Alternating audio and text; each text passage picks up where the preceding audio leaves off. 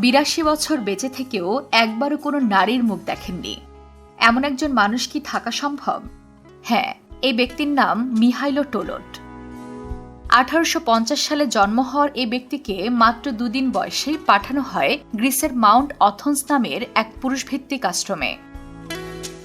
আর এই আশ্রমে রয়েছে 1000 বছরের পুরনো এক অদ্ভুত নিয়ম, আর তা হলো এই স্থানে কোনো নারী প্রবেশ করতে পারবে না, এমনকি নারী পশুও না।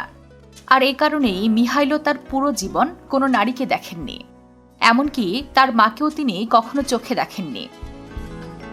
দীর্ঘ 82 বছর ধরে তিনি এই আশ্রমেই ছিলেন।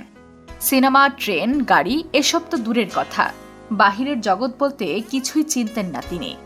মিহাইলো ছিলেন সম্পূর্ণ নারীবর্জিত জীবনের একমাত্র নথিভুক্ত উদাহরণ। এমনকি তিনি বলেছিলেন, আমি নারীকে শুধু জানি পুরাণ আর ধর্মীয় বই থেকে।